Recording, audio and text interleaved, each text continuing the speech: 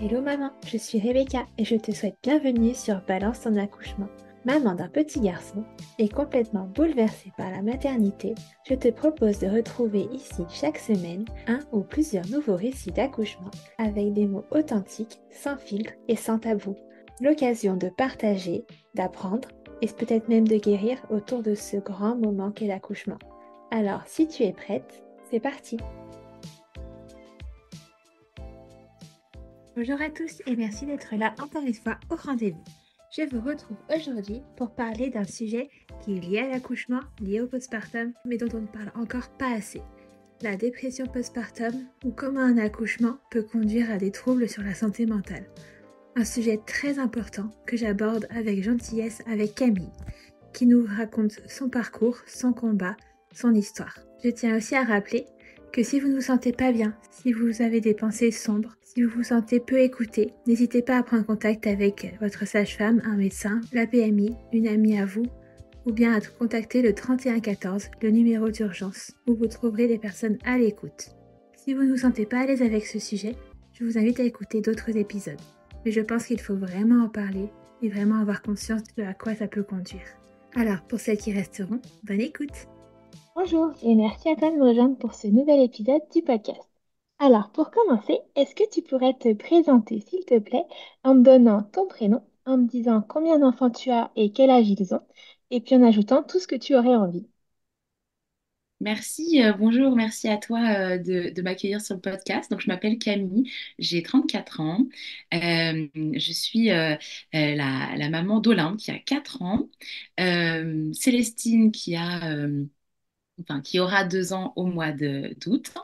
Et sinon, j'exerce la profession de biographe. Donc, je prête ma plume pour que des personnes ordinaires racontent leurs histoires extraordinaires. Ah ouais, très beau métier, ça change un peu de Ouais. l'ordinaire. Ouais. Ok, alors, première question qui nous met directement dans le bain. Est-ce que tu avais pensé accouchement dès le début de ta première grossesse? Est-ce que c'était quelque chose qui te faisait peur, qui te donnait envie? Dis-moi. Bah, en fait, je pense que quand j'y réfléchis, j'ai grandi quand même avec cette image de l'accouchement assez terrifiante, plutôt dangereuse, où finalement les femmes sont plutôt incompétentes que compétentes. Alors, c'est aussi, je pense, lié, tu vois, à des histoires qui se sont racontées dans ma famille, j'imagine. Après, je trouve que c'est aussi parfois l'image qui est véhiculée dans la société où on, je pense, on ne dit pas assez à quel point le corps des femmes est quand même puissant et sait mettre au monde un enfant. Et c'est vrai que moi, j'étais plutôt dans cette... voilà, de ces femmes qui étaient assez inquiètes, et en même temps impatientes et plutôt enthousiastes à l'idée de découvrir ça. Et heureusement, je dirais que pour mon premier accouchement, je n'avais pas beaucoup de ressources comme pour le deuxième où je me suis beaucoup plus préparée, je dirais. Mais j'ai eu des échanges très précieux avec des amis qui avaient accouché récemment et qui me donnaient à voir plutôt des accouchements avec beaucoup d'empouvoirment, comme on dit. Où, en fait, Ouais. c'est vraiment l'occasion de vivre quelque chose de beaucoup moins terrifiant et au contraire. Ouais, l'idée on n'est pas accouché par quelqu'un, mais on accouche déjà. Rien que ça, c'est déjà une Complètement. belle Complètement. évolution du langage. Exactement. Le vocabulaire est très, très important. Ouais. Ok. Alors, si on commence par le début, comment s'est passée ta première grossesse? Est-ce que c'était quelque chose de bien compliqué? Alors, moi, j'ai toujours des enfants surprises. Ok. C'est-à-dire que voilà, j'ai une contraception et puis bon, bah voilà, ça ne fonctionne pas. Donc, ça, c'est un autre vaste sujet, la contraception pour les femmes. Et donc, Olympe était un bébé surprise, mais désiré dans le sens où mon mari et moi, on s'imaginait avoir des enfants de toute façon. Mais par contre, elle n'était pas prévue à ce moment-là. Et moi, je lançais mon entreprise. Donc, Ok. c'était quand même assez stressant. Et je dirais que je n'ai pas pris beaucoup de temps pour cette grossesse qui était un peu tout feu, tout flamme et où je courais un peu partout. Et comme j'allais plutôt très bien physiquement, je ne me suis pas inquiétée spécialement de cette grossesse. Je la vivais vraiment naturellement. Ouais, comme quelque chose de classique, sans forcément y prêter attention, quoi. Oui, c'est ça. J'étais même plutôt, enfin voilà, j'ai fait un voyage en Afrique, un peu contre avis de tout le monde. J'étais vraiment plutôt, ouais, très dans ce discours de non, non, ça va, j'ai pas de soucis. J'étais assez suivie parce que j'ai eu une sleeve, donc c'est une opération bariatrique, hein, voilà, des chirurgies de l'obésité. Donc j'étais très suivie parce que voilà, on fait très attention que les bébés aient une croissance normale.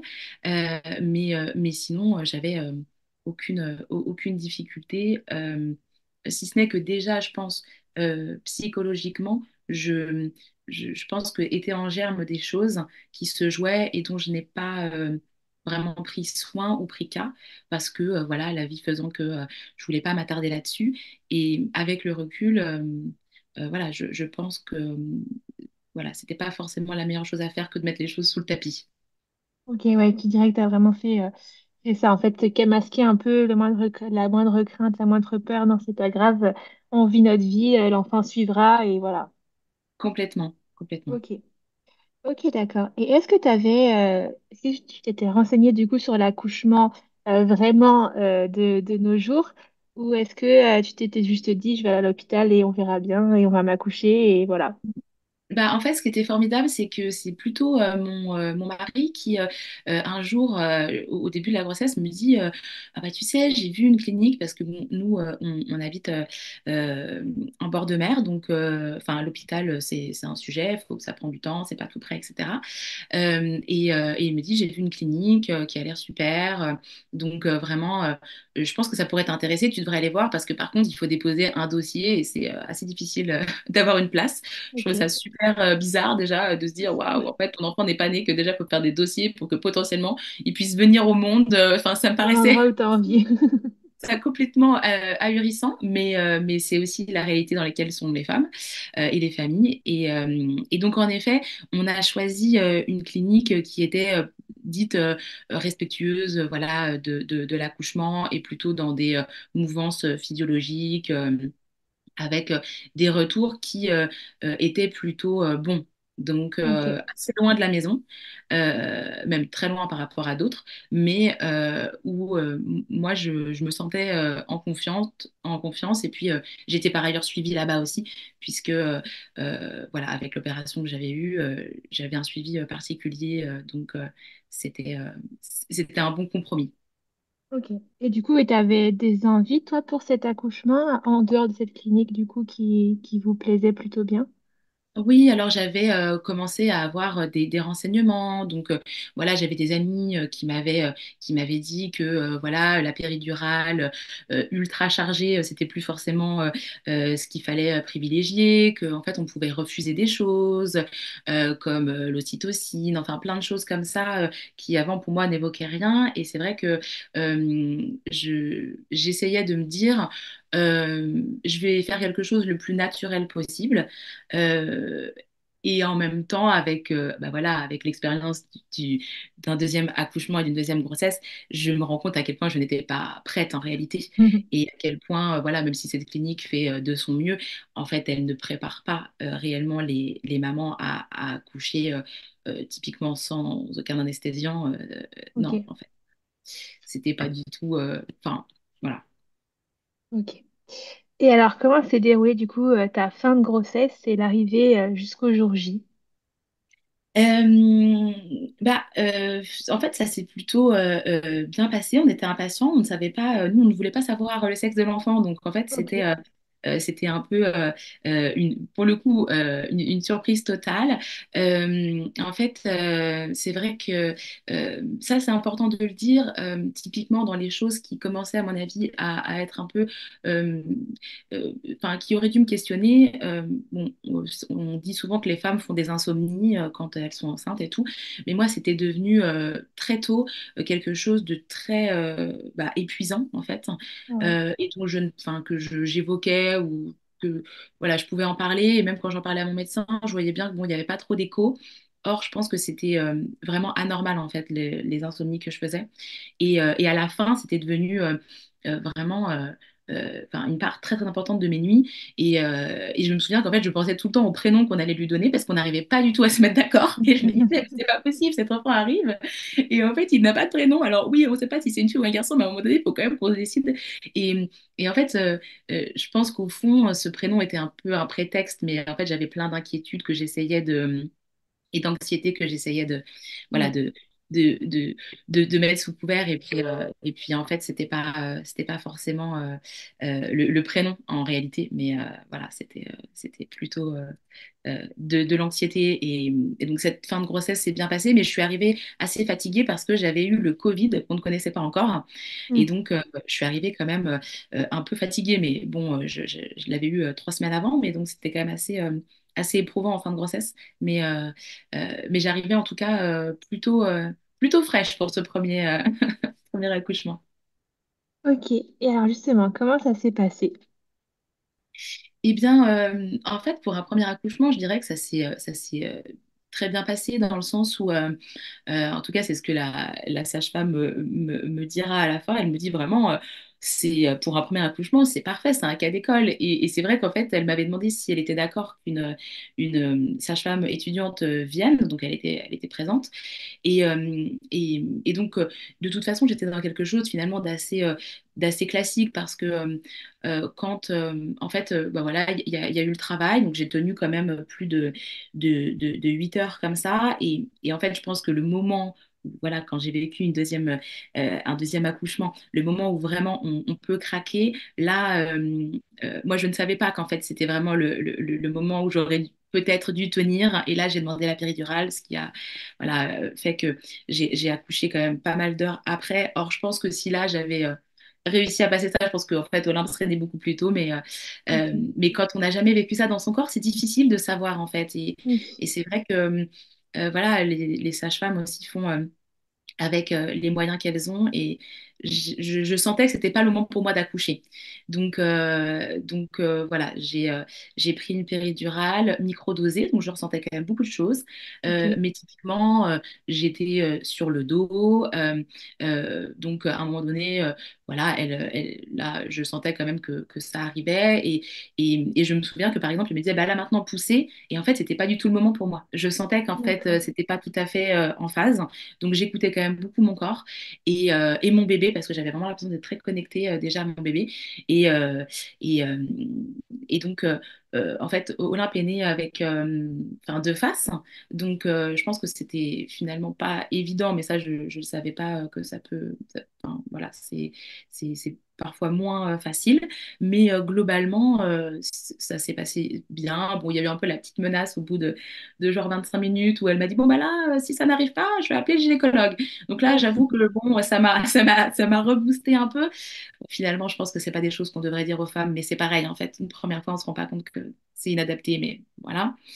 Et donc, Olympe est arrivée. Et là, c'est vrai que je me souviens qu'elle m'a dit, ah, vous voulez l'attraper? Et je n'osais pas du tout, quoi. Parce que je me disais, non, Ouais. je vais la faire tomber, je peux pas la tenir, elle va glisser. Enfin, bref. Et donc, c'est finalement mon mari qui l'a mise sur mon ventre. Et en fait, tout s'est très bien passé. C'est-à-dire que après, voilà, la délivrance s'est passée sans, sans intervention.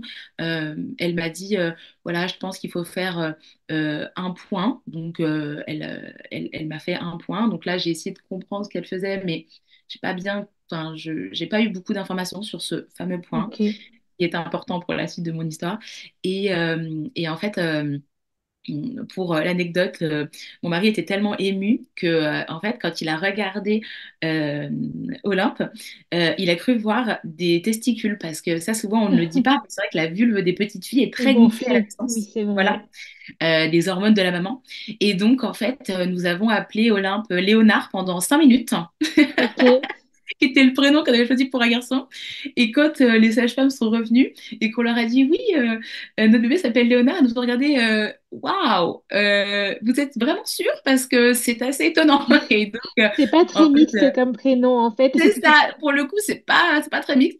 Et donc voilà, donc maintenant on en rigole, mais voilà, on était quand même sous le coup de l'émotion et en même temps c'était complètement magique. J'avais l'impression et j'avais réussi un truc extraordinaire que de mettre au monde un enfant. Et donc voilà, ce premier accouchement reste un bon souvenir parce que euh, je, j'avais eu beaucoup de ressentis mais pas de douleur absolument euh, enfin, très très intense comme on peut le vivre parfois. Ouais, rien d'insurmontable, même si t'as pas vraiment compris du coup ce qui se passait au final. Oui, et oui, je pense que avec le recul, en fait, enfin, après pour l'avoir vécu, bah, en fait, je me rends compte que oui, en réalité, je ne ressentais pas beaucoup de choses et je me suis laissée complètement embarquer par, bah, je dirais un peu l'accouchement classique, quoi, où Ouais, finalement c'est pratique pour tout le monde, mais pas forcément satisfaisant pour la maman, pour le bébé, enfin voilà. ok. Et du coup, comment tu ressors de cet accouchement? Donc, aussi bien, j'ai envie de te dire, physiquement que psychologiquement. Comment tu te sens à quelques heures, quelques jours de Ouais. ton accouchement? Bah, en fait, je trouve que ce qu'on ne dit pas assez, c'est quand même la douleur hein, qui existe quand même après l'accouchement. Donc, je suis assez surprise pour le coup, pendant l'accouchement, on est quand même très anesthésié. Et puis après, tu as l'impression d'être envahi comme ça par une marée de douleurs diverses et variées. Et c'est vrai que très rapidement, bon, je me plains pas trop parce que je me dis, bon, c'est normal. Et en fait, ça va quand même devenir assez important parce que j'ai très mal au coccyx. Je pense que voilà, la position que j'ai gardée allongée les dernières heures a été quand même assez rude pour mon dos qui est déjà assez abîmé. Et puis j'ai ce fameux point qui me fait quand même mal, voire très mal. Mais bon, tout ça, en fait, je me dis, bah, c'est normal. Et puis alors là, va s'ajouter l'allaitement, qui est quand même un vaste sujet aussi.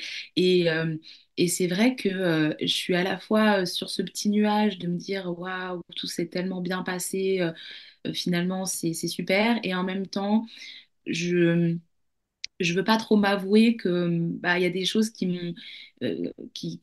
m'ont échappé, qui m'échappent, et je trouve pas vraiment de soutien ni de ressources, notamment auprès des professionnels en fait. Ok. Ouais. Donc, ouais, donc tu le vis un peu enfin, bien, mais à la fois, tu sens qu'il y a quelque chose qui a un petit flottement quand même. Ouais, c'est ça, et que quand en gros je dis bah j'ai quand même mal à ce point, on me dit bon c'est normal en fait, vous venez d'accoucher donc faut arrêter Ok. de se plaindre quoi à un moment donné. Euh, bon alors que vraiment je prenais seulement mon space-pont, mon machin, mais typiquement on me proposait pas je sais pas des serviettes gelées, enfin des choses qui peuvent quand même apaiser certaines douleurs. Voilà, c'était plutôt non, non, mais votre accouchement a été super, vous avez fait un truc formidable et tout va bien. En fait, j'avais un peu le sentiment que tout s'était très bien passé, donc il fallait pas trop que j'en demande, quoi, parce que tout s'était très bien passé. Ok. Et est-ce que là encore, bah, du coup, une fois sorti bah, on ne prend pas vraiment au sérieux, est-ce que toi aussi tu te dis, enfin là encore, tu te dis je vais mettre ça sous le tapis, ou est-ce que tu te dis quand même il faut que, enfin il y a quelque chose qui va pas? Ouais, bah alors en plus moi j'ai vraiment joué de malchance parce que donc je suis sortie et quelques jours plus tard en fait c'était une pandémie mondiale, donc en fait on a Alhamdoulilah. été voilà le monde entier était lockdown, donc là c'est vrai que bon déjà au niveau de l'anxiété c'est quand même assez balèze, hein, parce que tu viens de mettre un enfant au monde qui est quand même extrêmement fragile. Et là, on te dit globalement, il y a un virus qu'on ne connaît pas qui tue les gens partout dans le monde. Donc, c'était à la fois, je trouve que je réagissais un peu de manière bizarre. Enfin, je m'étonnais tellement j'étais sereine et en même temps, c'était quand même très stressant. Et donc pour le coup, bah, en fait, je peux plus voir personne. Donc oui, j'ai mal à ce point, mais je ne dis rien et je me dis ça va passer. En fait, l'allaitement se passe très très mal. On est seul. En fait, Olympe perd énormément de poids. On se rend compte un peu au dernier moment. Elle pleure tout le temps. Elle est 20 heures sur 24 à mon sein. Donc en fait, je n'ai vraiment pas l'opportunité de me dire que typiquement sur mon périnée, il y a quelque chose qui ne va pas et il faudrait que je m'y penche parce que j'essaie déjà de maintenir en vie ce petit bébé et là, pour le coup, ouais, avec beaucoup de difficultés pour voir des professionnels, c'était quasiment impossible, quoi. Ouais, ok, d'accord. Bon, et du coup, bah, malgré cette situation un peu sensible, mais pas tant que ça, du coup, enfin, un peu plus de 2 ans plus tard, tu te dis, eh ben, on va recommencer. Ouais, ah non, c'est bébé surprise, tu m'as dit. Et voilà, en Ah fait, oui, pardon. c'est plutôt comme ça que ça s'est passé. Très honnêtement, c'était pas du tout prévu, et en même temps, ça a été une immense joie parce qu'en effet, avec mon époux, on a toujours pensé avoir plusieurs enfants. Donc, puis moi, je fais partie de ces femmes qui, enfin, se posent mille questions, et je pense que si je devais vraiment faire ce choix, je me dis peut-être que mon corps le fait pour moi parce que inconsciemment, parce qu'en fait, consciemment je pense que j'estimerais ne jamais être prête pour être mère. Ne jamais Donc, prête, ouais, c'est donc ça. peut-être que finalement, c'est aussi mon inconscient qui parle. Donc oui, oui, je retombe enceinte alors que Olympe est quand même encore petite. En plus, voilà, Olympe, c'est vraiment une enfant très pétulante, qui est dans tous les sens. C'est un vrai tourbillon. Je suis assez euh, épuisée par cette première maternité, que je vis aussi quand même pas mal seule, parce que mon mari est souvent en déplacement et voilà, le quotidien de la famille fait que je ne trouve pas non plus forcément le soutien pour moi me ressourcer. Et puis, bah, je suis toujours en train de développer mon activité, qui est une activité passion, mais qui est aussi de se tourner vers les autres, de prendre beaucoup de temps pour écrire leurs livres. Ouais, Et c'est un quotidien jour et nuit qui est assez harassant en réalité. Quand je tombe enceinte de Célestine, je pense que je commence ma grossesse épuisée en réalité. ok. Ouais. Ok, Et du coup, c'est une grossesse qui, dès le début, est compliquée. d'accord. Dès le début, je, je vais...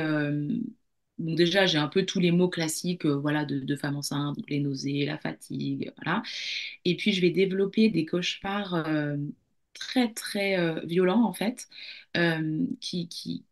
enfin, qui sont en fait une part de mon histoire, mais que j'avais, je pense, complètement oublié. Et là, de manière très mystérieuse, ça remonte à la surface. Et je m'en étonne tellement que enfin, je suis obligée de questionner ma mère en lui disant, mais ça c'est enfin, c'est vraiment arrivé ou parce que je comprends pas. Enfin, moi, j'ai même pas vraiment souvenir de ça. Et en réalité, je commence quand même un petit parcours de soins holistiques, je dirais, où je fais de l'hypnose pour essayer de me libérer de ces cauchemars qui sont très prenants la nuit et puis qui font comme des flashs dans la journée et qui reviennent de manière récurrente. Et en fait, c'est très douloureux psychologiquement de vivre ça. Et en plus, j'ai la culpabilité de me dire, mais en fait, je suis, je suis enceinte, oui, je suis fatiguée, mais au fond, je suis très heureuse.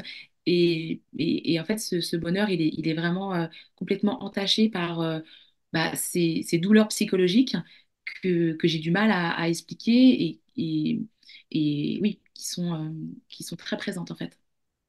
Ouais, ok. Oui, donc en fait, tes cauchemars, tu de revenir un peu dessus, mais du coup, c'est vraiment des choses que tu as vécues au final qui te Oui, reviennent là, à ce complètement. moment-là. En réalité, c'était vraiment des traumatismes de la très petite enfance, en fait. Ok. Et puis voilà, je pense que bah, pour survivre, en fait, on laisse tout ça très très loin dans une part de notre mémoire. Et là, bah, voilà, de manière très mystérieuse, tout ça est remonté à la surface, mais de manière très brutale, en fait. C'est vrai qu'on dit souvent que, surtout pour une première grossesse, mais bon, parfois pour une deuxième aussi, Ouais, visiblement, mais qu'on a besoin de soigner son enfant intérieur pour avoir son enfant, en fait. Et du coup, c'est sûrement oui. ça qui s'est passé avec toi. Il a fallu te guérir toi, petite fille, pour au final accueillir une deuxième petite fille, quoi. Complètement, complètement. Et c'est vrai que c'est un accompagnement que j'ai fait tout au long de ma grossesse qui m'a beaucoup aidée, qui m'a beaucoup soulagée et qui a fait, je pense que finalement, parce que du coup, il y a eu pas mal de petites embûches pour cette grossesse, et ben, je l'ai vécu finalement très sereinement et qui fait que je crois aussi, voilà, quand ma... mon deuxième enfant va venir au monde, en fait, était un enfant quand même très paisible, très apaisé contrairement à moi, ce que je vivais intérieurement, parce que c'était aussi, ça aussi, je pense que c'est important de le dire. Moi, vraiment, je culpabilisais, je me disais, mais en fait, ton état, tu ne peux pas être mal, sinon ton enfant va le ressentir, lui aussi va être malheureux, etc. Donc, j'avais un peu cette injonction au bonheur, et en même temps, je pense que ce qui m'est arrivé était un vrai cadeau parce que souvent je remercie ma fille parce que j'ai guéri grâce à elle. En effet, j'ai fait Ouais. ce travail que peut-être je n'aurais pas fait si elle n'y Oui, avait pas inclus. clairement, oui. Ouais. Ok. Et alors, outre du coup ce passage psychologique compliqué, comment se passe ta grossesse? Alors, du coup, pour Célestine, c'est pas très évident. Alors déjà, au début, on a eu des résultats pas très encourageants sur la trisomie, tout ça. Donc au Ok, début, c'est vrai que ça aussi, ça m'a beaucoup contrariée parce que j'avais aussi du mal à m'attacher à cet enfant en me disant, mais peut-être que bah, cette grossesse n'ira pas à son terme, peut-être que voilà, donc on était contrariés et donc c'était au début ça a été très ouais, très douloureux de manière générale parce que c'était en même temps que tous ces cauchemars et tout, donc c'était quand même compliqué. Après, c'était plus calme. Et puis à la fin, j'étais vraiment très fatiguée. Donc j'ai été hospitalisée un petit peu. J'étais très carencée en fait. ok, Donc voilà, on m'a remis sur pied et puis on m'a arrêté en fait. Voilà, d'office, parce que moi, je ne voulais pas m'arrêter, bien sûr. Quand on est en indépendance, c'est toujours un gros oui, c'est sujet. Et compliqué, donc, ouais. j'ai été arrêtée parce que il y avait quand même menace que j'accouche 2 mois avant terme. Et Ok, donc là, c'était la santé de ma fille avant tout, et puis finalement aussi la mienne. Et c'est vrai qu'en fait, ça m'a fait beaucoup de bien parce que je suis arrivée beaucoup plus en forme. J'étais en forme physiquement pour accoucher parce que ça, je pense aussi qu'on ne le dit pas assez, mais c'est un vrai marathon, il faut s'y préparer et il faut arriver en forme et pas totalement épuisé parce que sinon c'est vrai que on a du mal à vivre l'accouchement bah, qu'on a envie de vivre quand on est épuisé déjà physiquement, quoi. ouais. Ok. Et du coup, là, est-ce que tu te prépares un peu plus, enfin, est-ce que tu as plus d'envie sur ton accouchement ou est-ce que tu te dis, oh, ça a été la première fois, parce que c'est vrai que sur le plan médical, en soi, ça a été. Voilà, ouais. Euh, comment tu te prépares à ce grand moment? Ouais, bah là, en fait, c'est totalement différent. J'ai vraiment cette envie, cette volonté d'être l'actrice de mon accouchement. Donc, en plus, Ok, j'ai une amie qui tombe enceinte, pareil, de manière surprise. Donc, on se prépare ensemble, on en discute, on se partage des ressources, des livres. Je croise une doula et en fait, je me dis, ah, j'ai tellement envie d'être accompagnée par elle. Donc, c'est un accompagnement, enfin, je dirais complet par rapport à ce que j'ai vécu la première fois. Donc, je suis quand même les choses à la clinique, mais clairement, c'est pas ça qui me rend forte pour le jour J. C'est vraiment toutes ces ressources à côté par ailleurs. Et puis, je me renseigne, j'écoute des podcasts, je regarde des vidéos. Enfin, euh, j'arrive très outillée pour l'accouchement avec un projet de naissance beaucoup plus, on va dire, riche que la première fois. Et puis, je me sens prête. Alors, il y a eu une petite déception parce que, à un moment donné, je me sens tellement prête que je me dis, mais en fait, moi, j'ai envie d'accoucher chez moi, quoi. En fait, ok, j'ai envie de faire un accouchement à domicile. Malheureusement, en fait, je m'y prends trop tard et comme l'accouchement en plus est prévu en août, euh, il y a plus de place et donc voilà, je garde l'option de la clinique qui se veut quand même respectueuse d'un accouchement physiologique. Donc, voilà. Mais ça, pour moi, ça a été une grosse déception parce que je m'imaginais vraiment accoucher chez moi dans la baignoire. Et donc, ouais, ça a été un petit deuil à faire pour moi parce que en fait, au fond, je pense que je me sentais prête à accoucher chez moi. ok. Et du coup, là, tu te disais, donc tu disais ok, hôpital, parce que bah, pas le choix, trop tard. Mais tu disais vraiment, par contre, je fais sans péridurale physiologiquement. C'était quelque chose qui était acté pour toi? Oui, alors oui et non, parce que moi, enfin voilà, si je fais plus de 55 kilomètres pour aller dans une clinique, c'est aussi parce que je me dis, bien évidemment, que si j'ai besoin de quoi que ce soit, en fait, ils vont enfin, s'occuper de moi, s'occuper de nous. Et donc, en fait, à la fois, je me prépare vraiment, enfin, moi, je prends vraiment l'image de la marathonienne qui se dit, en fait, j'ai un objectif, mais si, en fait, entre-temps, ça n'arrive pas, c'est pas grave. En fait, c'est aussi tout Oui, l'entraînement qui était intéressant, c'est ce chemin-là. Et, et donc, bien évidemment que je me prépare quand même à une césarienne, à une péridurale si vraiment, enfin voilà. Et donc, je suis pas du tout arrêtée. Par contre, je pense que j'avais cette détermination que je n'avais pas la première fois, où je me dis, ça c'est quand même mon premier choix, et ok, je vais essayer de m'y tenir tant que, en fait, les raisons médicales euh, ne me forcent pas à autre chose, en fait. ok. Ouais, je vois. Ok, ouais, t'es Avec un convaincue, mental mais bon, d'acier. voilà. Ok, super. Et alors, bah, justement, comment ça se passe? Comment ça se passe, tes derniers moments de grossesse et ton accouchement, du coup? Ouais, alors en fait, donc moi j'ai eu la grande chance, c'était une canicule absolument terrible en 2022. Il faisait extrêmement chaud tout l'été, donc je t'avoue qu'à la fin, j'étais très très contente d'accoucher et ça n'arrivait pas. Donc finalement, en fait, ma fille voulait rester et je me souviens que en fait, je faisais donc je nageais, j'avais cette chance de vivre au bord de la mer, donc je nageais et je me souviens que je me suis dit le lendemain du 15 août, bon là, il faut que ça arrive maintenant parce que voilà, la fin de l'été est arrivée, on a passé les semaines critiques, Ok. maintenant elle est prête. Et puis, je sentais qu'elle était enfin, qu'elle était grosse par rapport à mon premier bébé et que potentiellement, voilà, c'était OK. Et donc, j'ai fait toute une plage en longe-côte. Donc, je marchais dans l'eau. Les gens se disaient, mais elle est complètement déglinguée parce que elle est sur le point d'accoucher. Et en fait, elle marche comme ça, comme une dingo, au bras de mon mari. Et en fait, ça m'a fait un bien fou parce que, en fait, ça m'a donné du tonus. Enfin, en plus, moi, j'ai un rapport à l'océan qui est très fort. Donc, vraiment, ça m'a donné une belle énergie. Et pour le coup, bah, ça a plutôt bien fonctionné puisque euh, dans, euh, dans la nuit, je me suis dit, bon, bah là, ok, ça va arriver. J'ai commencé à Ok. avoir des pertes assez importantes, des contractions beaucoup plus fortes. Et puis cette intuition aussi que ça y est, là, c'était en train C'est le d'advenir, ouais. moment. Ok. Et Donc, on du est coup, parti à donc, la clinique. ouais, tu pars à la clinique et comment ça se passe une fois arrivé là-bas? Alors, moi, enfin, je fais toujours mon travail de nuit hein, pour les deux enfants. Et puis, donc on remarche une dernière fois sur la plage pour bien. Voilà, je me disais, moi, il faut que j'arrive Pour vraiment bien pour être le sûr. dernier moment. Voilà, c'est ça. Et en même temps, c'était quand même loin. Donc, on voulait pas non plus. Enfin, pour le coup, autant je trouvais ça formidable de pouvoir être accompagnée d'une sage-femme à la maison, potentiellement avec une doula et tout. Autant accoucher seule chez moi, ça, par contre, c'était pas quelque chose que je Ouais. sentais. Possible pour moi. Donc on est quand même parti. Si c'était moins loin, je pense que je serais restée encore un peu à la maison. Mais bon, on arrive et là, en effet, on fait le monitoring, tout va très bien et on me dit, bah oui, oui, vous êtes vraiment en travail, mais voilà, je vous invite à encore aller marcher et tout. Donc là, les contractions sont quand même assez importantes.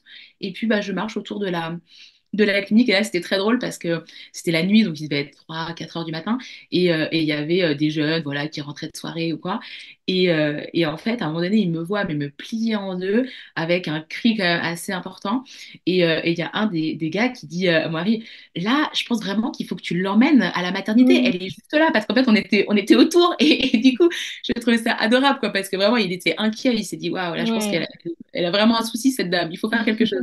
Et donc, on l'a rassuré, on lui a dit non, tout est prévu, c'est juste qu'on essaie de faire passer le temps. Et en fait, quand on est remonté, donc là, on a refait du monitoring, tout allait bien, mais bon, il n'y avait pas forcément d'avancement très fort. Et là, un truc incroyable, j'ai réussi à dormir pendant peut-être je sais pas, 2 3 heures, mais j'avais des Ok. contractions, et elles étaient très fortes, mais entre-temps, j'arrivais à avoir un sommeil quand même assez réparateur. Enfin, c'était assez, enfin, moi, j'étais complètement impressionnée par ça. Et mon mari aussi, d'ailleurs, me disait, mais attends, mais c'est complètement ouf, parce qu'en fait, tu arrives à vraiment te détendre, et je vois bien que tu Ouais. dors. Et je disais, bah ouais, ouais, je dors. Et puis, bah, quand, arrivait, enfin, moi là, je me suis dit, bon, c'est bien, j'ai dormi, là, je vais refaire quelques escaliers et puis ça va, ça va arriver. Et en effet, c'est ça, en fait, on a refait des montées d'escalier et donc, à chaque grosse contraction, voilà, j'essayais d'accompagner avec un son assez grave pour essayer de me détendre. J'avais bien retenu que, voilà, la gorge, le périnée, tout ça, ça fonctionnait ensemble et ça m'aidait énormément. Et pour le coup, ça aussi, c'est important. Je pense que mon mari était beaucoup plus préparé aussi à moi me voir dans la difficulté. Ok. Il avait suivi aussi les cours avec, enfin, les ateliers qu'on avait avec la doula. Et c'est vrai que la première fois, typiquement, quand j'avais pris la péridurale, il m'avait dit, waouh, en fait, c'était un soulagement aussi pour moi parce qu'à un moment donné, voir la personne qu'on aime souffrir, c'est affreux et on ne sait pas quoi faire. Et c'est vrai que je pense qu'on prépare les mamans, mais il faut aussi préparer les papas ou en tout cas le parent qui accompagne parce que ça, souvent aussi, finalement, on pense qu'on fait des choix, mais on n'est pas forcément éclairé sur tout ce qu'il faudrait mettre en place pour vraiment faire des Ouais. choix conscients et éclairés, quoi. Et, euh, et donc, là, pour le coup, quand j'appelle la sage-femme, elle me dit ah oui, oui, là, je pense que du coup, c'est bien avancé, vous pouvez aller en salle de naissance. Et directement, je vais dans la baignoire, parce que c'est aussi pour ça que je venais dans cette clinique. Il y avait une baignoire. À côté, il y avait une maman qui est en train de mettre au monde son bébé, qui criait énormément, qui avait l'air vraiment très, très mal. Donc, c'était difficile pour moi de me mettre dans ma bulle, mais bon, j'essayais quand même de rester, moi, dans cette concentration. Et puis voilà, j'entends le bébé qui pleure, je me dis ça y est, c'est bon, elle a réussi. Voilà, donc ça m'avait, je me disais, bon voilà, euh, j'étais heureuse pour cette maman et puis ce bébé qui venait d'arriver. Et moi, là, j'entre vraiment dans un état second en réalité, hein, que j'avais jamais Ok. vécu, enfin même de ma vie en fait. Ouais. Où là, donc c'est dans la pénombre, l'eau est chaude, j'ai des contractions très très très fortes que je n'ai pas ressenties la première fois. Mais par contre, entre-temps, j'ai une relaxation totale et juste inouïe. Donc enfin, je découvre ce que c'est que de dépasser justement ce cap un peu où on se dit on n'y survivra pas quoi. Ouais, Et, t'es dans la fameuse bulle, en fait, d'être dans sa Ouais, bulle quand et t'es là, en là, je suis accouchement. complètement dans ma bulle. Enfin, c'est incroyable. J'ai vraiment l'impression d'être là et en même temps de ne pas être là, en fait, tellement je suis dans un monde Ouais. parallèle et en même temps très ancré dans mon corps. Donc, c'est pour ça que c'est, je pense, assez unique, en fait, comme sensation. Et en fait, là, la poche des os perce et je sens vraiment que bah, mon bébé arrive. Ok. Là, il est 7 heures du matin et en fait, il y a un changement d'équipe. Donc, Oui. la sage-femme arrive un peu en urgence parce que dans cette clinique, on n'a pas le droit d'accoucher dans l'eau. On est censé sortir. Et, euh, et là, bah, c'est un regret que j'ai. En fait, elle me dit, c'est formidable, vous avez réussi, vous allez accoucher naturellement, c'était votre projet. Par contre, il faut sortir de la baignoire. Et en fait, j'ai vraiment, je pense, le syndrome de la bonne élève. Et là, au lieu d'écouter mon corps et de dire, en fait, là, je peux pas parce que j'ai la tête entre les jambes, je vais pas sortir, en fait. Je dis, ok, donc j'essaie de trouver la force parce qu'en plus, enfin, je pense qu'on n'imagine pas ce qu'il faut déployer comme force pour sortir d'une baignoire quand on a son bébé qui sort de son corps. Mais vraiment, Ouais. c'était très, très intense. Et, euh, et là, je dirais qu'un peu le cauchemar commence en fait, puisque en fait, je sors. Donc déjà, la lumière est très brutale parce que je passe d'un environnement très dans la pénombre à la lumière du jour, hein, parce que c'est 7 heures du matin en été, donc Ouais. il fait jour. Il y a un orage dehors et en fait, l'orage tombe juste devant la clinique. Tout le monde sursaute et tout. Et même la sage-femme dit, bah oui, moi je suis arrivée en bus et en fait, les éclairs là tombent devant quoi.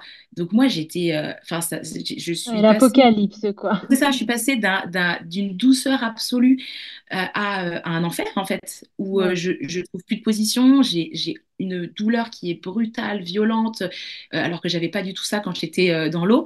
Et je sais plus où me mettre. Donc il y a la table, mais en fait je veux pas être allongée, mais en même temps je peux plus parce que je souffre. Enfin, et donc je finis par dire, parce que ça c'était l'une de mes seules et uniques demandes, est-ce que je peux avoir du gaz en fait pour supporter parce que là je peux plus respirer, je peux plus. En fait je respirais plus, j'avais l'impression de mourir étouffée.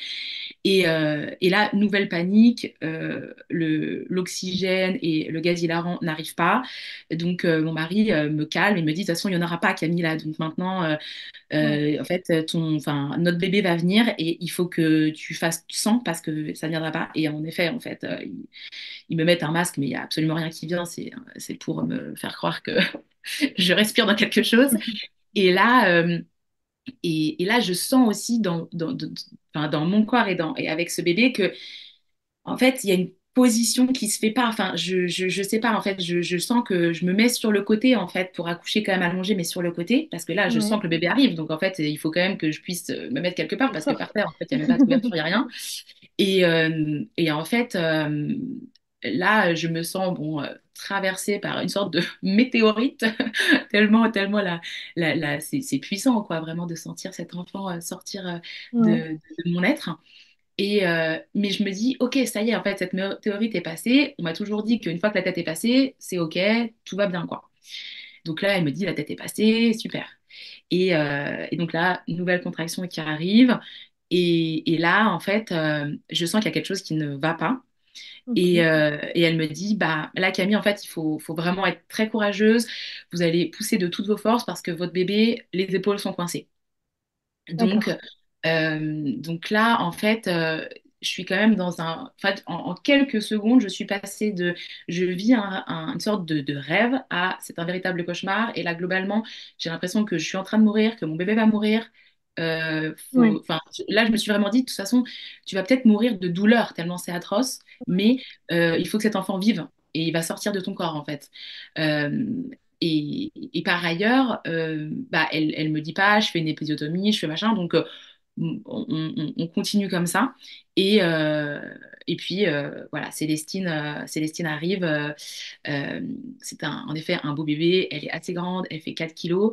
Et là, je vis un moment de grâce, quoi. En fait, Ok. j'ai une bouffée ouais, d'hormones, je pense, hein, qui arrivent et où Ouais. là, je me dis, bah ça y est, en fait, on est vivante, j'ai réussi, elle est là, on l'a fait. C'est un moment vraiment, ouais, que je qualifie vraiment de moment de grâce, quoi, parce que pareil, en fait, c'est quelque chose que j'avais jamais vécu, en fait, Ouais. une joie aussi puissante. Ok. Et du coup, comment tu te sens, toi, maintenant qu'elle est née? Donc la douleur a enfin cessé parce qu'elle est sortie, donc t'as forcément, elle appuie plus là où ça fait mal. Mais Mm. comment tu te sens, toi?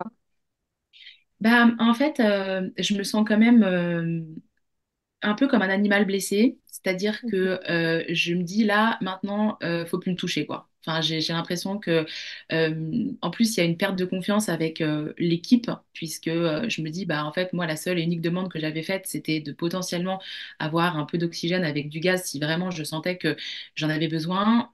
Ils me l'ont pas apporté. Le changement d'équipe s'est fait comme ça et c'est pas de leur faute, mais du coup, je suis accompagnée par des gens que potentiellement je ne connais pas. Enfin, Ouais. c'est une situation qui me met très mal en fait, parce que bah, ces gens en qui j'avais placé toute ma confiance, bah, je n'ai plus toute confiance en fait. Je ouais, je suis pas du tout en confiance et en même temps, je suis ultra heureuse avec mon bébé Mm. sur moi et tout. Donc, c'est des sentiments très partagés. Et là, euh, arrive, voilà, donc pareil, la délivrance se passe très bien, pas besoin d'injection, tout ça, donc formidable.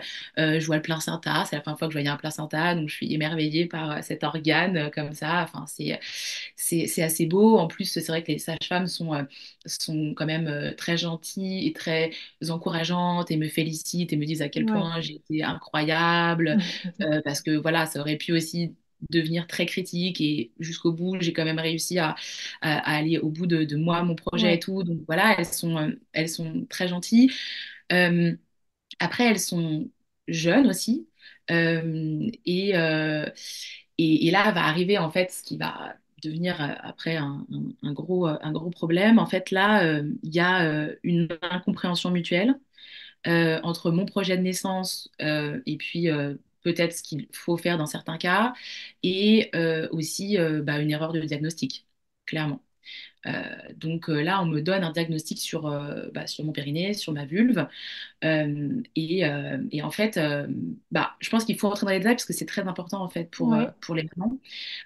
Donc moi, en fait, il s'avère que à mon premier accouchement, j'ai été finalement, mais ça partait d'un bon sentiment, hein, victime du poing du mari. Donc en fait, j'avais été ok. trop recousue. C'est pour ça que Ce j'ai fameux souffert. point qui te faisait Voilà. mal, en fait. Voilà, pendant des mois et qui en fait m'a fait souffrir pendant ouais, plus d'un an. Euh, et, euh, et en fait, là, moi, c'était très clair dans ma tête que si je n'en avais pas un besoin et que c'était superficiel, moi, être cousu au niveau du vagin, j'y tenais pas parce que j'avais trop souffert la première fois. Ouais. Et qu'en plus, quand j'en parlais au médecin, il le prenait pas par-dessus la jambe, mais en fait, c'était un peu un état de fait en disant, ah bah oui, parfois on recoue trop, parfois ça arrive. Je me disais, mais en fait, vous vous rendez compte de ce que ça représente en fait pour les femmes après d'être trop recousues. Et il Et disait, toi, bah oui, tu l'as compris quand, toi, que c'était le point du mari qui était trop serré. Tu l'as compris à ta première grossesse, enfin ton premier accouchement ou au deuxième vraiment? non, au deuxième. Je pense que c'est Ouais, vraiment en fait euh, au fur et à mesure de toutes ces expériences que tu reconstruis le puzzle ouais, et où tu te dis, ouais, ok, donc en fait c'était ça. Parce qu'en plus, bah, du coup, à un deuxième accouchement, voilà, tu vis les choses différemment et tu te dis, bah oui, ça peut aussi être ça des suites de couches. Donc, bah voilà, ouais, tu as aussi des éléments de ok, comparaison.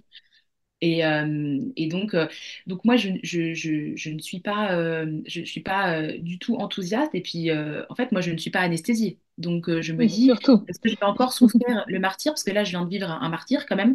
Parce qu'ils me disent, oui, oui, on va mettre du spray et tout. Mais je me dis, waouh, là, vu ce que je viens de traverser, honnêtement, je ne sais pas si le spray, ça va suffire.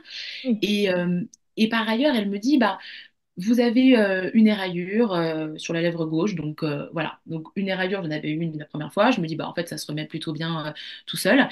Et voilà, elle me dit, bah moi, en tant que sage-femme, je ferai un point au niveau du vagin, mais voilà, si vous ne voulez pas le faire, bah il y a quand même de très bonnes chances que ça se remette parce qu'en fait, c'est superficiel. ok, Euh, Ça, c'est le diagnostic qui est posé. Et je pense qu'en plus, elle veut aussi m'encourager dans mon projet, puisque dans mon ouais, projet, c'était aussi de dire, bah, si je peux une cicatrisation naturelle au oui. maximum, je préfère ça. Oui, Donc si c'est superficiel et qu'il n'y a pas besoin, bon, bah, on te laisse. voilà. Et en fait, le problème a été le mot superficiel, et c'est pour ça aussi que je tiens à le dire, parce que superficiel dans des termes médicaux et dans le quotidien des personnes lambda, ce n'est pas la même chose. On peut Ok, avoir en fait des déchirures superficielles, mais qui soient quand même importantes en réalité.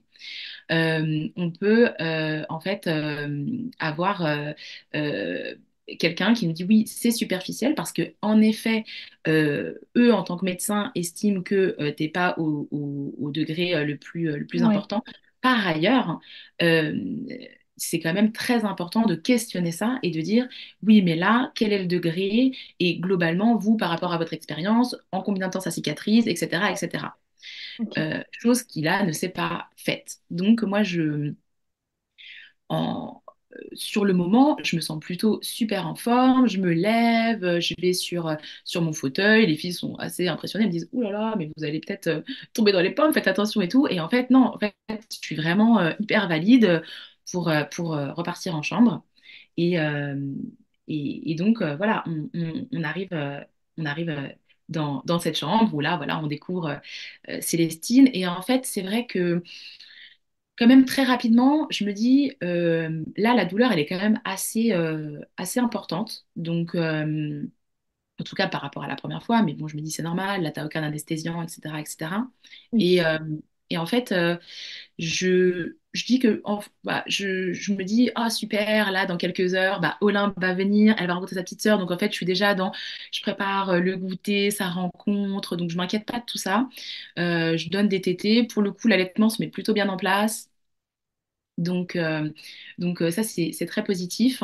Et puis, toujours quand même assez porté par, je pense, tout ce flot d'hormones quoi, qui est là. Et en fait, euh, le, la descente aux enfers va commencer vraiment dans la nuit. Je me lève et là, je sens vraiment, bah, Donc pareil, hein, il faut dire les choses très crûment parce que sinon, en fait, ça n'a pas, on peut pas comprendre. Je sens vraiment un morceau de chair, en fait, qui pend, et donc entre mes jambes, et je me dis, non, Camille, tu es fatiguée, tu te vois pas bien, parce que forcément, on est encore, c'est tuméfié, t'es gonflé, t'as aussi beaucoup de sang, parce que ça, c'est aussi quelque chose, hein, quand même. Et en fait, quand je dois faire pipi, je pense que je vais tomber dans les pommes tellement c'est horrible de douleur. Et donc, voilà, je me mets sous la douche pour essayer de faire pipi et tout. Euh, donc, euh, donc, la nuit passe, j'ose pas réveiller mon mari qui est à côté. Et le matin, je lui dis quand même, tu sais, j'ai un mauvais pressentiment. Et donc, voilà, quand le matin arrive et qu'on a la visite matinale, là, l'équipe des sages-femmes qui s'occupe en fait de moi, en fait, me font comprendre que, en effet, c'est pas ce qu'on imaginait. C'est pas ce qu'on Ok. imaginait. Sauf que, en fait, bah, je vois l'embarras, je vois que bah, personne ne veut vraiment dire la vérité, donc on met pas de mots, on ne sait pas. Donc moi, je ne sais pas si c'est un morceau de périnée, si c'est de ma vulve, une lèvre, je ne sais rien en fait. Je ne sais pas. Donc c'est quand même assez terrible. Et là va s'engager en fait une sorte de bataille en fait avec les sages-femmes où moi je dis bah écoutez moi il faut que je voie un gynécologue là. Parce que de toute évidence, hier, on m'a donné un diagnostic qui n'est pas celui-là. Moi, je l'entends, je comprends, parce que voilà, elles essaient aussi de dire que c'est difficile de savoir le jour J, c'est machin. Et moi, je dis, mais tout à fait, il n'y a pas de problème là-dessus, mais moi, il faut que je voie un gynécologue. Et en fait, elles ne veulent pas. Elles me disent, non, non, mais de toute façon, on sait ce qu'il va vous dire. Après 7 heures, on ne fait plus de suture, etc. Donc, de toute façon, on ne fera pas d'intervention. Et je lui dis, mais ce n'est pas la question. Là, en fait, moi, j'ai besoin de voir un gynécologue parce que je suis très contrariée et personne n'est capable de me dire ce que j'ai. Donc, en fait, voilà. Et donc là a commencé vraiment un rapport bah, très, très conflictuel et finalement arrive un gynécologue en fin de journée. Donc, quand on l'attend, c'est très, très long Ouais. avec les douleurs qui en plus en découlent.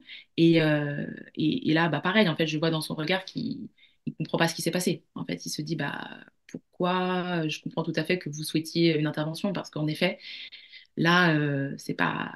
Voilà.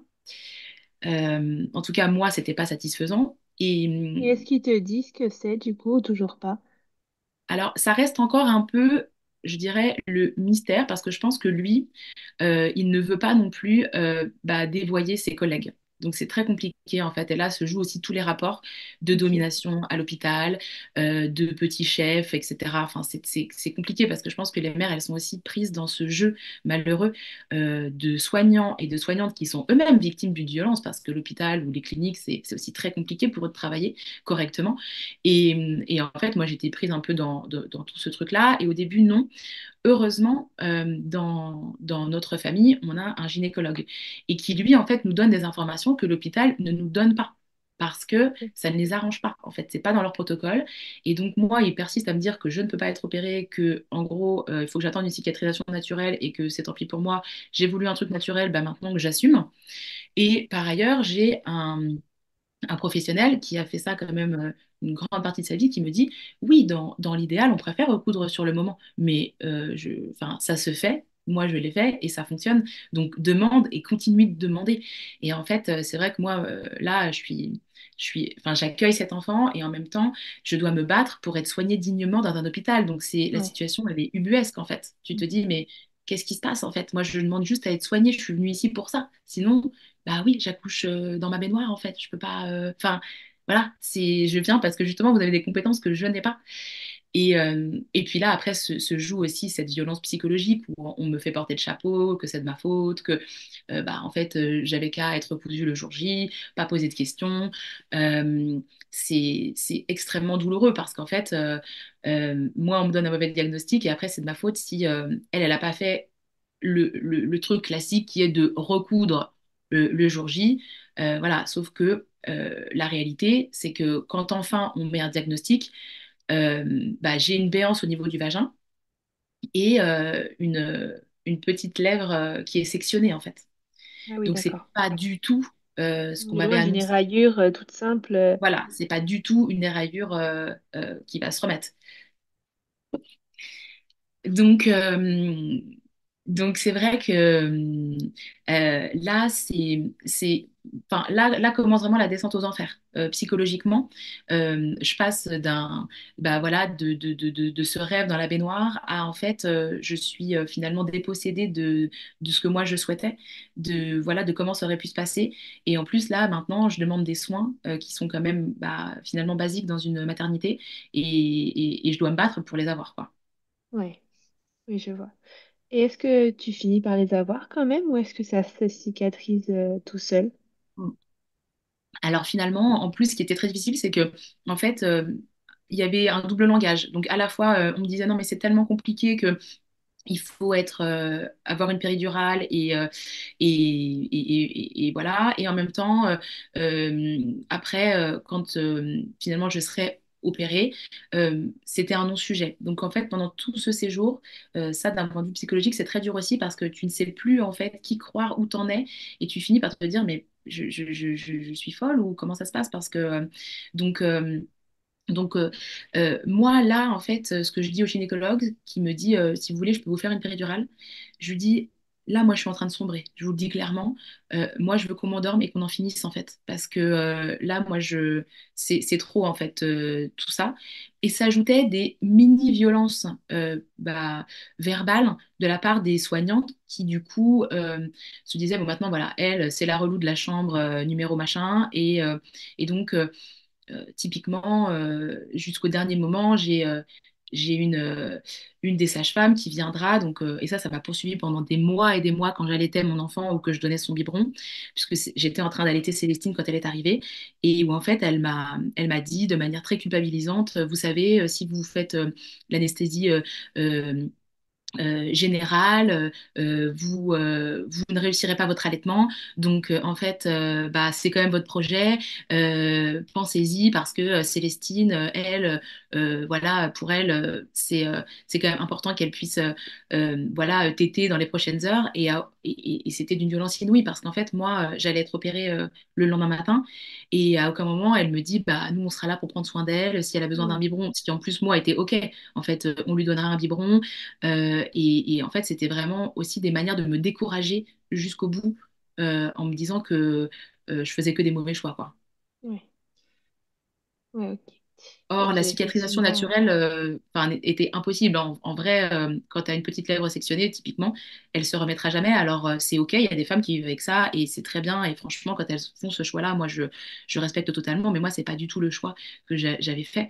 Et je suis venue dans une clinique pour être soignée justement dans ce cas de figure, typiquement. Oui, oui.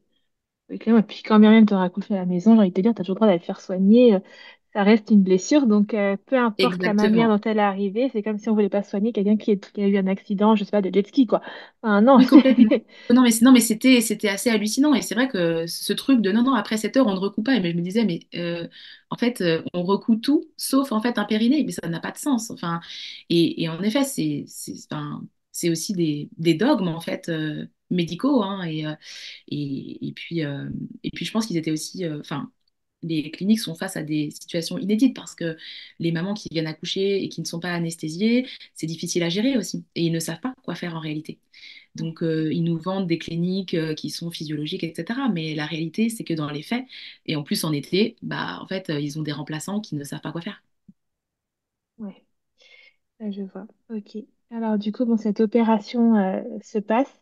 Déjà, comment tu te remets physiquement et ensuite, eh ben, j'ai envie de te dire psychologiquement de tout cet Oui, accouchement, du coup, dans son ouais. ensemble, y compris l'opération après, quoi. Ouais. Alors, il y a une chose très importante. Donc, quand je pars donc me faire opérer, faut quand même se remettre dans mon esprit. Moi, je suis une maman d'un enfant qui a du coup 2 ans et demi. Je viens de mettre au monde un autre enfant. Je pars pour une anesthésie générale. C'est pas anodin. Et en plus, voilà, je me dis bah comment va faire Célestine quoi. Donc avant de partir, je lui parle. Je lui dis que je fais ça pour vraiment revenir en pleine forme, que si elle a Ouais. besoin, son papa lui donnera un biberon, mais que moi, dès que je vais revenir, je lui donnerai le sein, etc. Et en fait, bah, elle a été incroyable parce qu'en fait, je suis partie 6 heures et en fait, elle ne s'est pas réveillée une seule fois. Et elle m'a même laissé manger mon plateau repas et après, elle a demandé la tétée. Donc vraiment, Ah ouais, c'était vraiment ma consolation pendant cette traversée en enfer. C'était vraiment ma consolation, cette petite Célestine. Et en fait, donc moi, je descends au bloc, donc il fait très froid, voilà. Je suis complètement allongée, donc vraiment, c'est une position en plus qui est très, très particulière parce qu'on est vraiment à plat sur le dos, hein, et donc là, je suis prête à rentrer euh, pour être anesthésiée. Et je quitte une infirmière très gentille, vraiment super sympa, qui a réussi à me faire sourire. Et là arrive le chirurgien qui est censé m'opérer. Et ok, là, il me dit, alors, on a changé d'avis? Et là, j'ai les larmes qui montent aux yeux et je me dis, mais attends, en fait, t'as cru que j'ai changé d'avis comme je change de robe, en fait? Enfin, pas du tout. Donc là, en plus, moi, je suis allongée, lui, il me surplombe. Donc c'est terrible, en fait, comme ouais, position. Et je me perds dans des explications en essayant de me justifier. Et il me dit, bon, de toute façon, on va pas refaire l'histoire. Donc, il clôt le débat un peu comme ça. ok, Et ensuite, il tourne les talons et il me dit, bon, moi, je vais voir ce que je peux faire, hein. Et en fait, moi, je reste avec ça. En fait, je me dis, donc, je vais confier ma vie et mon intimité à quelqu'un qui vient de me dire qu'en gros, j'étais une écervelée qui change d'avis sur son périnée comme de robe. Et en plus, c'est lui qui, globalement, va essayer de faire quelque chose, quoi. Donc, ouais, je pars dans un état d'esprit, bah, c'est effroyable. Enfin, je veux dire, d'un point de vue psychologique, hmm, je suis très, très mal. Mais en même temps, je me dis, t'as pas le choix, ça va réussir, ça va fonctionner. Parce qu'en plus, on m'a découragée. On m'a dit, ça ne tiendra pas, on va faire des points qui vont sauter, ça ne fonctionnera pas. Donc moi, c'était ok, aussi très décourageant parce qu'en fait, il me disait que si on ne le faisait pas, c'est parce qu'il y avait des raisons, c'est parce qu'il y avait grande chance que ça ne marche pas. Et moi, en ok, fait, j'étais dans une sorte de pensée un peu positive, magique, où je me disais, mais non, moi, ça va être des fils en or qui vont me recoudre et ça va trop bien marcher et tout. Et donc j'ai l'opération et en effet, en fait, dès que je me réveille, déjà la douleur qui était sur une échelle de 10 à 10 est à 3. Donc déjà, je ok. me dis, bah, déjà en termes de douleur, Ça déjà va mieux. ça a fonctionné. Déjà, c'est quand même quelque chose. Et puis, euh, et puis, bon, ce qui est, moi, m'a paru très bizarre, c'est que personne ne vient me dire ce qui a vraiment été fait sur mon intimité. Donc, je ne sais pas. Je ne sais pas Ok, ce qui a été recousu, coupé, sectionné, remis, je n'en sais rien. C'est en sortant de la maternité qu'une sage-femme me dira exactement, en me disant, bah voilà, je vous fais le dessin par rapport au point, je pense que vous avez eu ci, ça et ça. Je pense que c'est pas normal non plus. Je pense que la moindre des oui, choses, non. c'est quand même de dire aux gens ce Bah, qu'on ça leur reste une opération, quoi, donc logiquement, tu es quand même censé avoir un compte rendu. voilà. Et en fait, sur le compte rendu, bah, c'est très lacunaire, quoi, en fait. Ouais, Et donc, je, je n'ai qu'une hâte, hein, c'est quitter cette prison. Mon mari est très en colère, donc c'est très difficile aussi à vivre parce que moi, j'essaie d'être la plus sereine et paisible. En même temps, lui est furieux du traitement que j'ai subi. oui, Donc c'est psychologiquement c'est très très dur parce que on accueille cet enfant et en même temps on est un peu emporté par un flot de d'incompréhension, de colère et puis voilà le tourbillon de deux enfants à la maison nous ouais, emporte. Moi j'ai la chance d'avoir mis ça en place, que j'ai vraiment une sorte de mois d'or avec Célestine, où comme je dois aussi quand même le moins possible bouger et tout pour justement que ça fonctionne bien, je me repose et je me remets et je pense que ce chirurgien qui est un, un odieux psychologue a au moins le mérite d'être un bon chirurgien. ok, Et je ouais, pense qu'il a fait une très bonne chirurgie. Par contre, c'est vrai qu'en termes d'empathie, il est plus que très mauvais, mais voilà. Et d'ailleurs, c'est ce qu'on me dira aussi. On me dira, ah oui, mais bon, lui, il est désagréable, mais bon, parce que voilà, en fait, quand on a du talent, on peut être désagréable et parler mal à ses patients, c'est pareil, c'est acquis, quoi. C'est des choses, c'est assez hallucinant, mais c'est voilà, ça fait partie des personnages qu'on peut rencontrer. Et, euh, et en fait, quand voilà typiquement, je me remets bien, donc je repars au travail, je raccompagne les gens dans l'écriture de leurs livres. Je me penche sur leur histoire aussi pour pas me pencher sur la mienne. Je plonge voilà, dans leurs récits, je suis contente de retrouver le travail, mes narrateurs, mes narratrices. Et en fait, bah, tout ça, je veux plus y penser, je veux, voilà. Mais en même temps, ça, c'est toujours là parce que bah, j'ai des souffrances quand même physiques, hein, parce que les cicatrices, elles sont quand même là, elles sont très présentes. C'est pas non plus rien. Et puis, il y a des blessures psychologiques qui sont très importantes. Et donc, typiquement, dès que je donne la tétée à ma fille, je revois cette sage-femme qui vient me dire qu'en gros, je suis une mauvaise mère parce que je vais aller me faire recoudre. Pour, je pense, traverser tout ça, j'essaie d'oublier, de ne pas y penser, même si ça revient quand même quasiment tous les jours. Et puis, en fait, il va y avoir un élément déclencheur parce que je Ouais. pense que pour comprendre qu'on a été victime de violence, c'est un long processus, en fait. Et, euh, et il s'avère que le 8 mars, je vais voir une pièce de théâtre qui s'appelle Le cœur des femmes, et donc qui est vraiment une œuvre qui justement met en lumière les violences faites aux femmes dans l'univers gynécologique et obstétrical. Et là, je prends conscience que en fait, ce que j'ai vécu, c'était grave, c'était pas normal. Et en fait, je me dis, je peux pas vivre en me disant que potentiellement, il y a des mamans qui vont retourner dans cette clinique et qui vont vivre ça. C'est Ouais. pas, c'est injuste. Et en 2023, je peux pas accepter ça, moi, en fait. Et en plus, Ouais. je ne peux pas accepter le traitement enfin, voilà, qui m'a été accordé, quoi. Ouais. Et donc, je décide de porter plainte. Sauf que je ne sais pas du tout la machine judiciaire, ce que ça veut dire porter plainte, etc. Et là, je la fais courte parce que ça n'a pas grand intérêt, mais on est broyé, quoi. On est broyé complètement par cette machine qui, euh, qui en fait veut faire taire les femmes, hein. Globalement, comme en fait on s'adresse à leur père, hein, c'est-à-dire que on s'adresse au conseil, par exemple, Ouais. des sages-femmes, bah, en fait, c'est on serre les rangs, on se défend entre nous, et Mm. globalement, la patiente a plus ou moins toujours tort, et encore plus quand il est question de blessures psychologiques. Parce que déjà que quand en fait il y a des dommages physiques très importants, c'est extrêmement difficile en fait de faire entendre sa voix et d'avoir gain de cause. Donc là, globalement, je rentre en contact avec une association qui me dit, enfin, formidable association, mais qui me dit globalement, à part en sortir complètement détruite, ça vous apportera rien parce que en fait, nous, on accompagne beaucoup de recours et on voit Mm. ce que ça fait en fait. Et ça, c'est, enfin, moi, ça a créé beaucoup de colère et de révolte chez moi parce que je me dis, en fait, il n'y a aucun espace pour nous dire et dénoncer ces violences qui Oui. sont inacceptables, en fait. Et puis au final, c'était ton objectif premier, c'était pas tellement toi, c'était plutôt que ça se reproduise pas. Et au final, c'est un combat qui est complètement vain parce que tu pourras jamais l'atteindre de manière à ce que ça se reproduise pas, quoi. Ouais. Alors j'ai réussi quand même à faire une conciliation avec la clinique qui a quand même qui essaye et qui tente des choses, mais en fait on sent quand même que voilà, la première chose c'est se défendre entre eux parce que je pense qu'aussi les conditions de travail sont très très difficiles. Et Mm. d'ailleurs, ça a été l'une des défenses quand moi j'ai commencé à parler de tout ce que j'avais vécu et des traumatismes qui en découlaient. En fait, la sage-femme, elle a dit, mais moi, qui prend cas de ce que moi je vis? Je me suis dit, mais en fait, Mm. enfin, moi je suis la première à aller dans les manifs pour défendre vos droits, mais ce n'est pas la question là, en fait. Oui. C'est Oui, en le fait, but, c'est pas de faire plus mal que faire mal toi. Enfin, c'est bah voilà. justement. Ouais. Et on ne peut pas nous être les variables d'ajustement parce que les soignants sont eux-mêmes maltraités. En fait, mais bon, c'est aussi leur réalité. C'est aussi leur réalité. Ouais. Oui, c'est un gros combat qui est pas perdu d'avance, mais qui est compliqué, quoi.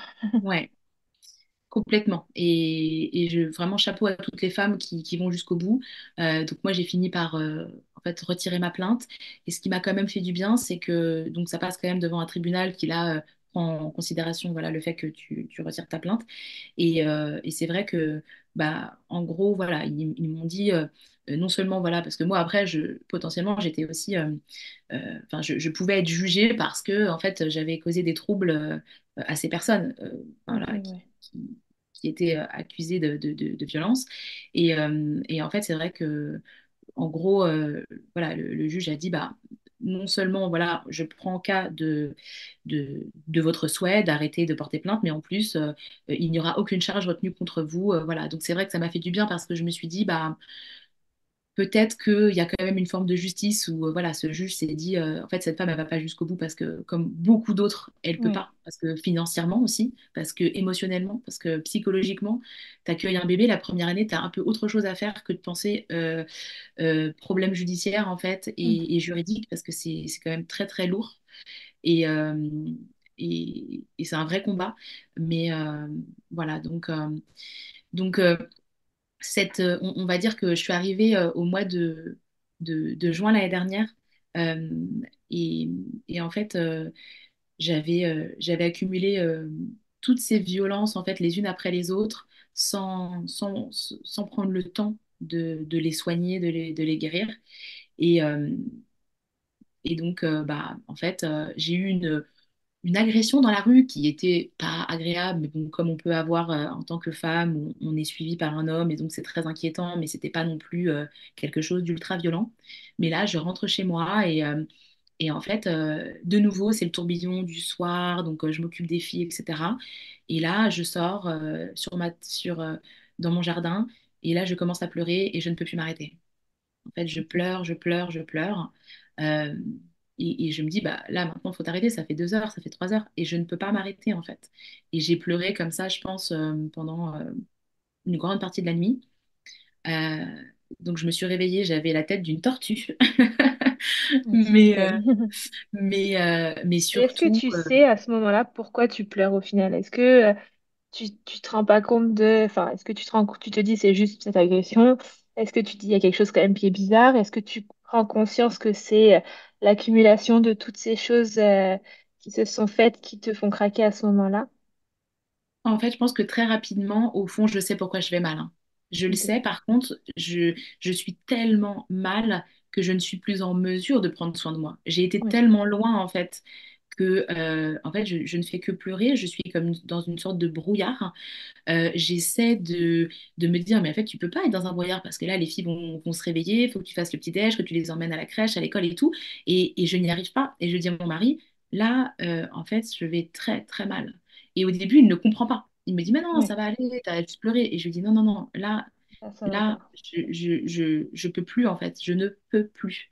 Et, et donc là, c'est du coup ma mère qui arrive et quand elle me voit dans cet état, elle me dit, bah, je pense qu'il faut qu'on appelle les urgences parce que là, oui, en effet, je n'étais plus moi-même, quoi. J'étais plus en Oui, mesure je savais, enfin, moi-même, je ne savais plus si je devais appeler un médecin, si je devais, enfin, je pouvais aller à la pharmacie. En fait, j'étais sur mon canapé et j'avais l'impression que je resterais jusqu'à la fin du jour sur ce canapé, quoi. ok. Ouais. Donc, ouais. Et là, tu contactes les urgences psychologiques, du coup, enfin, psychiatriques, je sais plus comment. Ouais, alors en fait, on cherche comme ça sur Internet le numéro des urgences psychiatriques, en effet. Et alors là, quand j'appelle, donc je suis prise assez rapidement au téléphone, je tombe sur une jeune, enfin, une femme très gentille. Et donc là, une fois de plus, un peu je m'excuse, je lui dis, bah, je suis désolée de vous déranger, mais je vais très mal. Enfin, peut-être que vous avez des gens encore plus mal que moi, alors voilà, mais je vous dis Ouais, ça et tout. Et là, tout de suite, en fait, elle me dit, mais en fait, non, enfin, votre problème ou votre mal-être n'est pas moins ou plus grave que d'autres. Donc dites-moi ce que vous avez. Et là, déjà, je me dis, bah, c'est la première fois que quelqu'un me dit ça, quoi. Me ouais, dit ça que relâche un j'ai, petit peu, quoi. voilà, moi aussi, j'ai le droit d'être mal et d'être, en tout cas, dans cette situation qui m'invalide énormément. Et en fait, pareil, moi, je m'attends à lui faire un peu tout un résumé des violences que j'ai subies ces derniers temps. Et en fait, juste en lui disant, bah, j'ai un enfant de 3 ans et un autre qui va avoir 1 an, elle me dit, ah, je comprends, c'est épuisant. Et ça, c'est pareil, en fait. Mm. Je m'attendais à devoir lui expliquer en long, en large et en travers pourquoi je pouvais en arriver là, et de tomber sur un médecin qui se dit tout de suite, non, mais juste 2 enfants en bas âge comme ça, oui, en C'est pas fait, tu peux rien. te retrouver dans cet état-là. Et là, je Ouais, me dis, d'accord, donc enfin, et je pense que c'est une chance d'être tombée sur cette personne-là, parce que ça se trouve, j'aurais pu tomber sur quelqu'un d'autre qui n'aurait pas du tout pris le cas oui, comme ça. Parce que typiquement, mon médecin, souvent quand j'y allais, pas pour moi bien sûr, parce qu'on ne fait jamais les choses pour soi, mais pour mes Mm. enfants, je pouvais lui dire à demi-mot que je n'étais pas bien, que je me sentais très mal et tout. Et en fait, il rebondissait pas. Parce que Parce qu'en fait, il y a aussi ça dans la société, quoi. Une injonction des mères à être des super-héroïnes, à tout encaisser, à masquer leur souffrance, leurs difficultés, et où tu peux pas dire, typiquement, en fait, ton enfant vient de naître, t'as été hyper maltraité là où t'as accouché, mais tu peux pas vraiment dire aux gens, ah bah non, moi je me sens très mal psychologiquement, parce que Ouais, t'es en vie, ton bébé est en vie, et pourtant on est tellement nombreuses, parce que moi j'ai commencé du coup, à ouvrir les vannes et aussi à en parler. Et en fait, quand tu commences à partager, tu te dis, mais en fait, le nombre de femmes qui vivent des choses qu'elles ne comprennent pas, qu'elles peuvent pas exprimer, où elles n'ont pas d'espace, en fait, pour, euh, pour juste déposer, en fait, leur ouais. récit d'accouchement et tout. Et c'est pour ça que je te remercie Mhm. infiniment de l'espace que tu offres. C'est très précieux, c'est très, très précieux parce que ensemble, on avance, quoi. Ça, j'en suis Ouais. persuadée. Donc, Ouais, voilà. et puis surtout, enfin, je pense, je rebondis un petit peu sur ton discours de, entre guillemets, je suis pas légitime parce que tu l'es, mais le fait d'avoir eu un accouchement, entre guillemets, qui s'est bien passé parce que tu as eu un accouchement physio, t'as pas eu de péridurale, tu as eu tout ce que tu voulais, donc ça peut être encore plus compliqué à la fois pour toi et pour les autres de comprendre, de te dire que oui, mais tu l'as pas bien vécu parce que il s'est passé plein de choses derrière que tu nous as expliqué et que je Oui. comprends. Mais je pense que tu as aussi cette barrière de te dire oui, mais bon, je vais pas partir césarienne, ça va. J'ai eu tout ce que je Oui, voulais. complètement avec des gens qui ont vécu des naissances où vraiment tu te dis l'enfant était entre la vie et la mort, la mère Oui, aussi. Et donc en fait, malgré tout, entre nous, on fait des échelles en fait de ce qui est, on va dire, acceptable ou pas.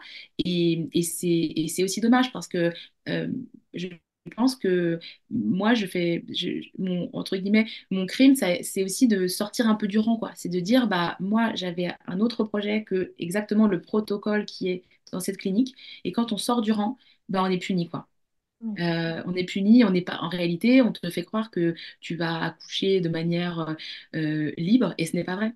En fait, ouais, on te condamne à plein de petits actes qui font que en fait, tu es dépossédé de ton accouchement et que potentiellement ça tourne au cauchemar, quelque chose qui démarrait incroyablement bien. Et au fond, je ne sais pas. Peut-être qu'en fait, j'aurais finalement dû partir en césarienne d'urgence. Je n'en sais rien. oui, Mais en tout cas, ce que je sais, c'est que tout ce qu'ils m'ont imposé, bah, ça a été d'une incroyable violence et moi, ça a fait partie voilà, de cette santé mentale qui a périclité parce que en fait, ce sont des violences ouais. faites aux femmes. Oui. Et ton accouchement a clairement été le point de départ d'un d'un cercle vicieux qui s'est installé et qui a mis plus d'un an avant d'éclater, quoi. Complètement. Et puis parce qu'aussi, on vient avec nos histoires, hein. En fait, Oui, il y a l'accouchement, mais en fait, on n'est pas que une femme en train d'accoucher. On arrive toutes avec un passé. Et bien évidemment que voilà, le personnel soignant ne peut pas prendre en considération toutes les vies de chacune. C'est pourtant ce qu'il faudrait faire. Mais c'est Mhm. vrai que euh, je pense que euh, quand, en tout cas, quand moi je partage mon histoire, je me rends compte à quel point je ne suis pas la seule à qui on finit par dire, mais qu'est-ce que vous demandez? Vous êtes en vie, votre bébé va bien, tout va Ouais, bien. Mais non, en fait, enfin, on est en vie, mais dans quel état psychologique, dans quel état mental, dans oui, quel on état vous nous construit, laissez ouais. repartir chez nous, en fait? Oui, c'est ça. Euh, et moi, c'est une vraie question, je pense, qu'il faut poser et puis qu'il faut dénoncer, quoi. Ouais, c'est clair. Bon, et du coup, si je mets un terme à notre entretien, je vais juste terminer sur une question. Comment tu vas aujourd'hui?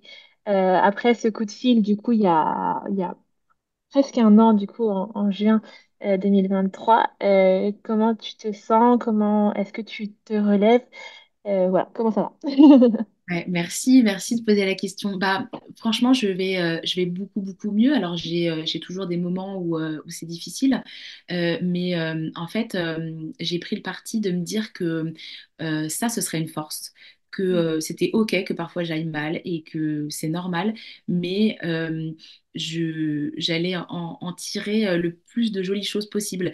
Et typiquement, tu vois, je me suis engagée dans une association donc pour la naissance respectée, et ça m'apporte beaucoup de satisfaction parce que en fait, bah, plus on est nombreux et nombreuses, et plus on fait avancer aussi cette cause qui est hyper importante, quand même, que les femmes puissent enfanter de la manière dont elles le souhaitent. Euh, et puis, euh, et puis après, des choses très concrètes, parce que je ne sais pas si des mamans écoutent ça et se disent, bah, moi, ma santé mentale, elle va pas très bien. Je pense vraiment, qu'en tout cas, moi, j'ai fait et a fonctionné, c'est aussi renouer avec moi-même profondément. Alors, quand on vient d'avoir un bébé, forcément, on est un peu, enfin, on est un peu beaucoup prise par ce petit être. Mais en tout cas, moi, bah, voilà, ce qui me fait du bien, j'ai essayé de le remettre dans ma vie. Et puis, c'est aussi passé à un moment donné par un traitement anxiolytique au début, parce que j'étais tellement mal qu'en fait, je ne pouvais pas faire autrement. Ok. Euh, et puis après, par des soins, je dirais, divers et variés, parce que je pense que en fait, chacun trouve aussi ce qui lui fait du bien. Mais prendre soin de ses blessures, c'est très important. C'est très important, et c'est ce que j'ai essayé de faire toute cette année. Et aussi là, tu vois, en, en parlant, en le Ouais, partageant, eh bien, oui, ça permet de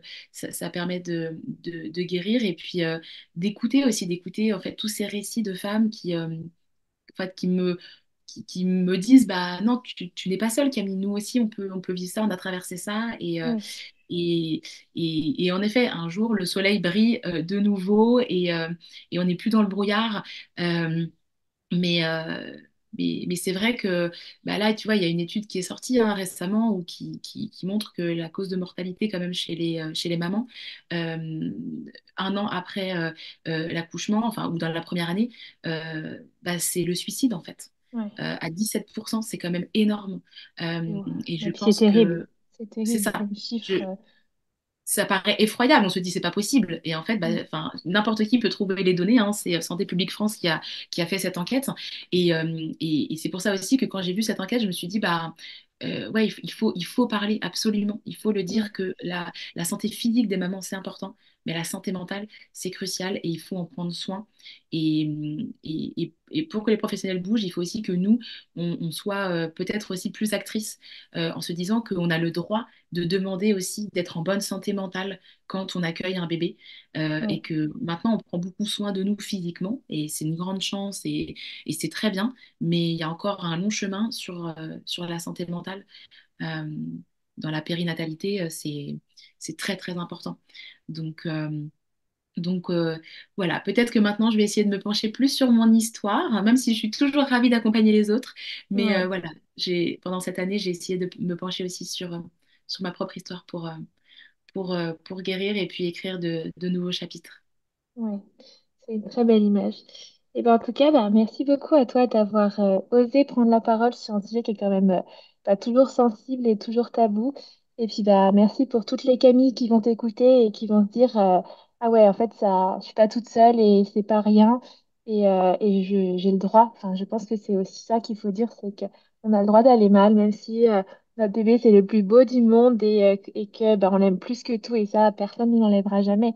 Mais on a le droit d'aller pas bien et on a le droit d'en parler. Il faut le dire quand ça va pas, que ça soit à un proche, que ça soit à une amie, que ça soit comme toi, appeler quelqu'un. Je fais un peu de prévention, désolée, mais je pense que c'est Oui, important de le dire. Et puis même si c'est bah, appeler un numéro d'écoute, je mettrai les numéros en description du podcast. Mais si c'est un inconnu, et bah, toi, c'est ce qui t'a libéré aussi d'avoir un inconnu qui te dise oui, bah, c'est normal d'aller pas bien, ça peut faire du bien. Donc, n'hésitez pas à toutes celles qui vont nous écouter. complètement. Arrêtez de banaliser en fait la souffrance mentale des mères. Ce n'est pas normal en fait. Ce n'est pas normal. Donc, Ouais. et on est Et, ensemble, et ensemble on avance. et ben, en tout cas, j'inciterai tout le monde à venir nous parler ou à parler à quelqu'un d'autre ou peu importe, mais parler. Avec joie, avec joie. Et ben, merci beaucoup à toi, je te libère. Merci infiniment. Au revoir.